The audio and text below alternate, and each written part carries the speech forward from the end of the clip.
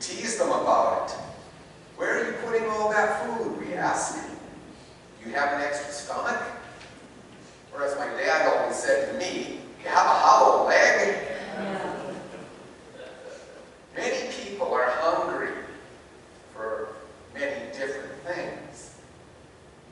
Ralph Milton, a scholar and historian for the United Church of Canada, once wrote, "When you're out of peanut butter, you're out of food." Passionate about peanut butter and jelly on whole wheat bread, he argues the peanuts and the wheat and the fruit are a complete meal. But of course, hunger goes deeper than that. Last Sunday, the gospel reading told of a time that Jesus fed a multitude of 5,000 people on 5 barley loaves and 2 fish. Now, none of these people had ever experienced anything like this in their lives. And they got themselves all worked up, and they wanted to make Jesus their king. Seeing this, Jesus took his disciples across the lake to Capernaum. And today's reading takes up the story from there. The crowd, as it turns out, was not deterred. Many got in boats and followed, but they were following Jesus, not because they believed he was the Christ, the anointed one of God, but because they believed that he could do things no one else could do. He could heal their illnesses. He could satisfy their longings. He could produce wine for their weddings. He could fill their bellies. Jesus called them to a deeper understanding. I am the bread of life, he told them. Whoever comes to me will never be hungry, and whoever believes in me will never be thirsty. But they wanted Jesus to prove himself. What sign are you going to give us then, so that we may see it and believe you? As if what they'd already seen wasn't enough. They were treating him like a contestant on America's Got Talent, right? Let's see your act again, Jesus. If it holds our interest, we'll vote you through to the next round. You know, how much easier would faith be if Jesus would just do what he's supposed to do and give us a miracle? The more things change, the more they stay the same. You know, don't we hear the same thing even in our time? We want proofs of God that benefit us in ways that meet our expectations of what God should be about. But it's a short step from giving God credit for our success to blaming the unsuccessful for their failure. They must not be right with God, right? There's a difference between thanking God for our blessings and thinking that those who are not blessed as we are must have some moral or spiritual shortcoming. But you know, God rarely does what God is supposed to do.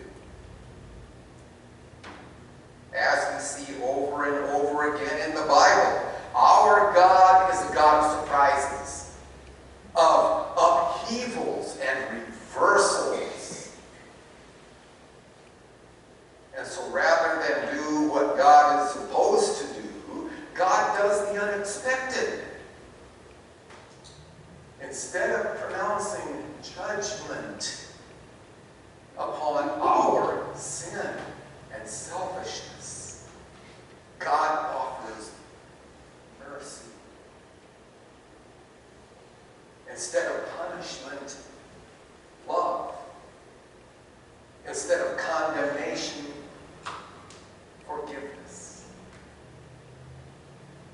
instead of coming down from the sky in a show of power, God came to us in a vulnerable, newborn baby in a tiny village in a backwater corner of the Roman Empire. And instead of conquering his enemies in battle, Jesus gave himself to his enemies and died on a cross. The entirety of Jesus' life, death, and resurrection are summed up succinctly in two words. The two words we hear whenever we come to the table of Christ. For you. For you. This is Christ's body given for you. This is Christ's blood shed for you. In this morning's gospel reading, Jesus offered the people something different from what they wanted. Something more durable.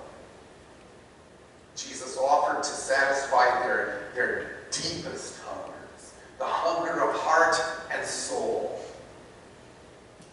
Jesus offered to become their spiritual food, to let him be the source of their values, their priorities, their inspiration, their commitment, their contentment, their fulfillment.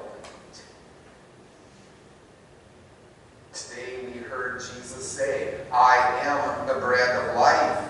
Whoever comes to me will never be hungry. Whoever believes in me will never be thirsty. Last Sunday we saw Jesus take bread, 5 little barley loaves provided by a little boy. And Jesus gave thanks, broke the loaves, and gave out the pieces. And 5,000 people ate and were satisfied.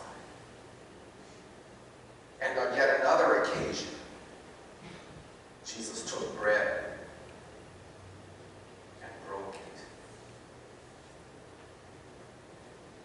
gave thanks, and passed it out to his disciples. And he said, take, eat, do this in remembrance of me.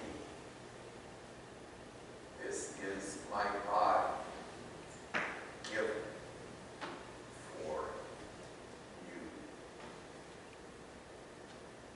Today we come to the table of Christ. We share the bread and the cup with each other as emblems of the grace of God for us in Jesus Christ. We partake of the bread and the cup as a sign that in our daily lives, Jesus makes a difference, empowering us to share our bread, our blessings, and ourselves with others. And we remember that Jesus Christ is the source of all we need. Thanks be to God. Amen.